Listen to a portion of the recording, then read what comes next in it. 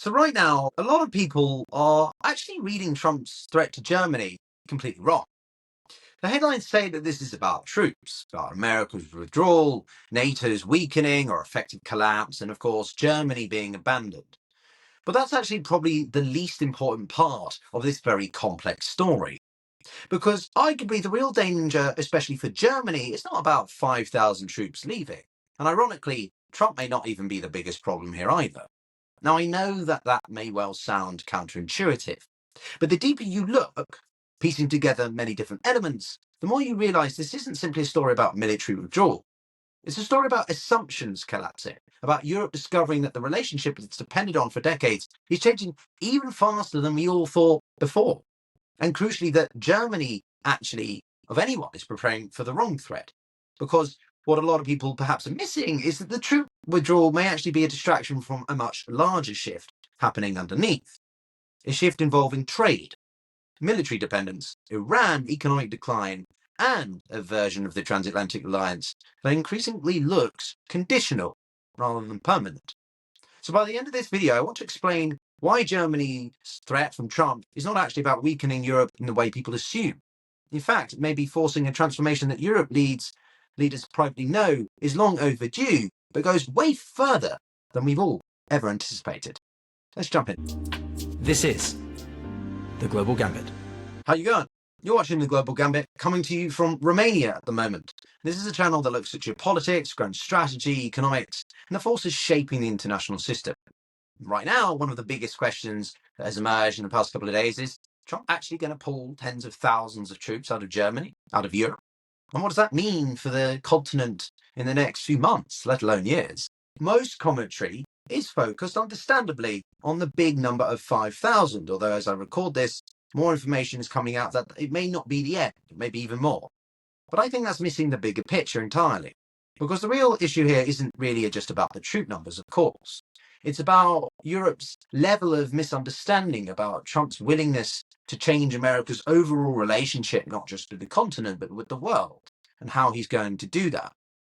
Germany is discovering that the real danger isn't a troop withdrawal. It's about the gradual erosion of trust, the weakening of its deterrence, and the possibility that Europe's economic and military dependence on America has been so much more of a strategic vulnerability than simply just a misguided long-term decision. But let me know, of course, in the comments below, what do you think about the changing nature of the dynamics between America and Germany especially? And do stick around to the end, because there's actually a bit of a twist to this story. The deeper problem for Germany, especially about the economics, its trade relations. And that changes the entire meaning of not just Trump's threats, but also how Germany goes about trying to adjust. How, as the powerhouse, the engine of Europe, as many people like to say that it is, how it's going to influence the broader European Union, influence the relationship with Ukraine, influence its relationship with Russia, and of course, over, say, energy security. Germany has represented the center of America's European presence, the center of its strategic approach towards Russia, not just politically, but physically. Germany hosts tens of thousands of American troops. It's home to major logistic hubs like Ramstein, major command centers, intelligence infrastructure, and perhaps most importantly, it serves as literally the nerve center of American military power projection across Europe, and though the broader Middle East and even North Africa. Ramstein has been central to American operations in Afghanistan, Iraq, and now Iran. So Germany is not simply protected by America. Germany helps America operate globally, which is why ultimately this decision to withdraw the troops is going to be against America's own interests and undermine any potential following operations Trump wants to do over Iran. It's not necessarily for the reasons, though, many people think Trump is doing this. It's more than just his spat and his frustrations over Mertz's comments, which I think are, though, very accurate and fair, given this is Donald Trump we're talking about. Now, pulling 5,000 troops out of Germany won't happen overnight.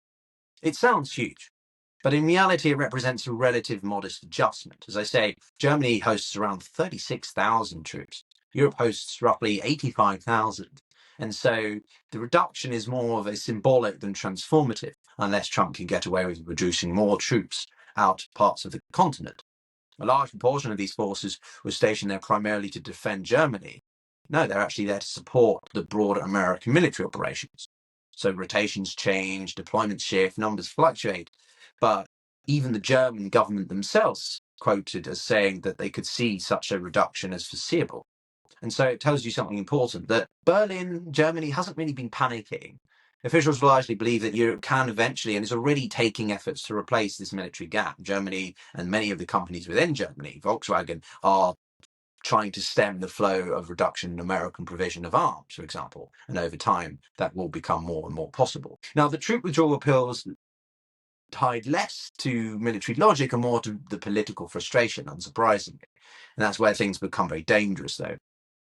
Frederick Mertz's public criticisms of Trump's operations in Iran have been largely what has driven all this.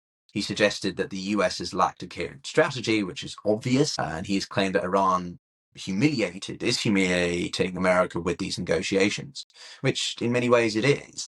This isn't a defense of the IRGC or Iran's approach to peace dealing or diplomatic engagement. It's simply a reality that the Trump administration has no coherency. There is differing perspectives, different priorities, different interests that are occurring within the American camp versus the Iranians, which perhaps, while there are, of course, different factions vying for influence, there's a broader united front because they're all striving for one thing, which is simply to survive, to remain in power after a country that has been on the receiving end of the weeks of military bombardment that they have been from the Israelis and Americans.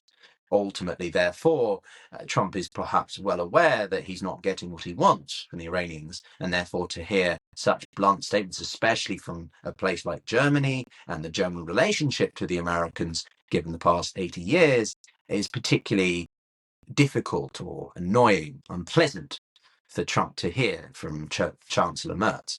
Indeed, you have to understand again, who is Trump as a person? He doesn't view alliances the same way as really any other previous president. He sees any relationship, regardless of the historical precedent, transactional. Only if it comes with pomp and circumstance, as the King of the UK did, will he perhaps be slightly different. He cares about public criticism, humiliation. He cares about perceived loyalty. And so, according to US officials, Germany's comments and Europe's perceived lack of support towards the broadest war with Iran are all part of Trump's calculus.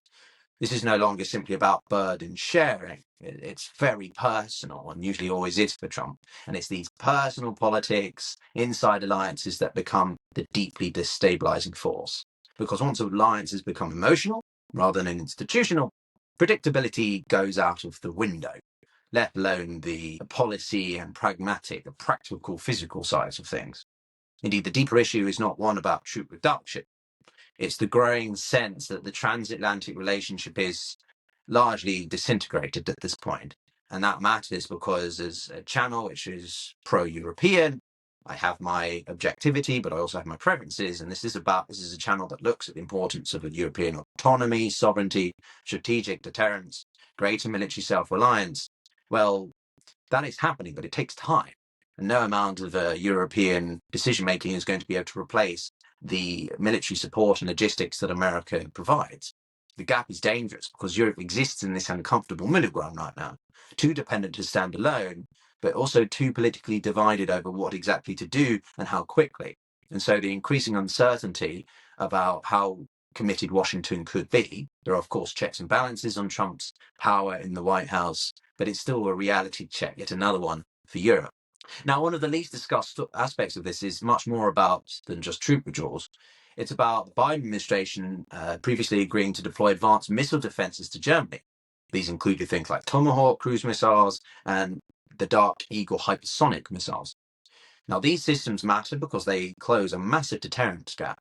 Europe possesses troops, it possesses the industrial and economic power, but it lacks certain long-range strike capabilities and logistical aspects. And now the Trump administration appears unlikely to honour that deployment at all. They've been making emphasis to Latvia, Britain, the broader Baltics about delays in missile provisions because of the war in Iran. Because deterrence is not just about manpower, therefore, it's about the capability. And right now, Europe still depends heavily on US for high-end military technology. It includes things like missile defense or long-range strike systems and advanced air defense capabilities. that dependence remains enormous. And I'll be bringing someone onto the show in the next week to talk about this, as well as asking such questions and getting a better sense of NATO's capabilities without America when we host General Wesley Clark next week as well. So do click the subscribe button and let me know in the comments what you'd like to hear from someone. It's not about criticism of him specifically, but more about just where NATO is, an object understanding from someone who's worked on the inside. And as always, do consider liking the video, as it really helps with ensuring that this is found by more people and, well, hopefully you find it educational. But let's bring in an element of the Iran war as well here, because, of course, the magnitude and intensity of that war is affecting everybody, and Europe most of all. It's exposed a high degree of uncertainty over just how unlimited America's resources actually are. It's reported that they've burned through so many quantities of missiles, interceptors, and military stockpiles, which creates obviously a backlog pressure and a priority on replenishing their own stockpiles first instead of providing that for Europe.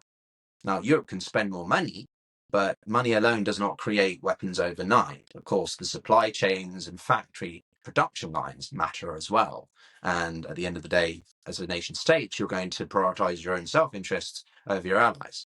Many European countries still heavily rely on American systems, Britain especially with our nuclear Trident systems, also in air defense, in the long-range precision strikes. And crucially, I think if there were to be a potential offensive by Moscow in an anti-missile capability.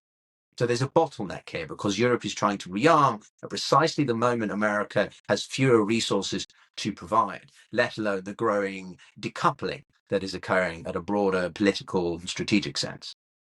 And so this is arguably the biggest problem of all. Germany's military ambitions require economic strength, but unfortunately, Germany's economy right now is not doing very well, and Trump's policies are making that worse. You see, Germany is an export-heavy model, which has allowed it to be so consistently successful and influential as one of the biggest economies around the world. For decades, Germany thrived on globalization, the cheap energy from Russia, high Chinese demand, of course, American consumption. But several of these pillars are either cracking or significantly re-altering. And so Germany has lost market share in China. Energy prices have remained elevated, with energy levels so much high. And Trump's tariffs are hitting Europe's industrial core extremely hard. The tariffs, which we seem to have forgotten about or largely normalized, well, they're raising from 15 to 25%, which matters enormously for the automobile industry. Germany's car industry isn't just another sector. It is symbolic, it is foundational to Germany's overall production. Companies like Volkswagen, BMW, Mercedes-Benz, they're all part of its industrial identity. And so higher tariffs weaken the profitability, they weaken the exports, and they reduce the government's ability to finance rearmament, which of course then trickles down to the other things we've touched on. It creates this uncomfortable paradox where Germany needs to spend more on defense, but economic slowdown makes that increasingly harder to achieve. And then, of course, there is rearmament itself. Germany is increasingly spending more on its military. Berlin wants to become Europe's largest conventional military power by 2029. And that's a huge shift, especially for a country that has historically been cautious about military expansion and had deliberate limitations in its constitution. It's strengthened its cooperation with France and Britain, and there are discussions around nuclear coordination as well. Now, that matters, of course, because Europe increasingly recognizes something very uncomfortable, that if America is willing to pull out physical troop numbers, then its nuclear umbrella, its broader security umbrella, can no longer be treated as permanent. Not necessarily because America is leaving, but because America is a lot more conditional under Donald Trump. And conditional security changes everything. This is not something that will simply be reversed easily with the subsequent administration after Trump. And even if it is, bottom line, as I'm always making on this channel, is it's crucial for Europe to be much more strategically autonomous. This is not necessarily about America abandoning Europe. That's way too simplistic, and also it's not that easy to do. Trump can't just leave NATO. The US still benefits enormously from its bases in Germany, as I said at the beginning. And it benefits from the logistics access. It benefits from NATO. But Trump obviously is so hell-bent on getting back or hitting back at someone he feels has hit at him or insulted him that he will, even if it hurts America more, just for his ego. And so Europe may be struggling to adapt to that reality. because post-war Europe was built around a simple assumption that America would always be there. They would never leave. But that assumption is not just weakening, it's eviscerating very fast. Uncertainty is much more destabilizing than the physical withdrawal itself. The deeper problem is systemic, about the difficult, dangerous transition Europe finds itself in. Trump's unpredictability, favoritism for Putin over them, but also this lag time effect of needing to make the necessary political and military changes, but not being able to adapt fast enough. And Germany sits right at the heart of all of this transition. Because Germany is not only Europe's economic engine, it is the center of Europe's strategic dilemma, arguably, because of it being literally where it is, the middle connector between the East and West, and so much of what I, from my personal background, owe to. The real question is, can Europe get on top of this situation faster than Trump can dismantle it? And what does it mean for the EU, for NATO, and of course, Ukraine and Russia? But that's it from me, everyone, in this quick take video on Sunday. Thanks very much for watching. Let me know in the comments below what you think. Do give the video a like if you enjoyed it and it helps. It's free. And do, of course, subscribe if you want more deeper dives like this, going behind the headlines to piece together not just the military or single angle, but the economics, the political, geopolitical, and much more. And click on this video here to understand what the reduction of Russia's military parade means for Putin's war in Ukraine. We'll see you all next time. Take care.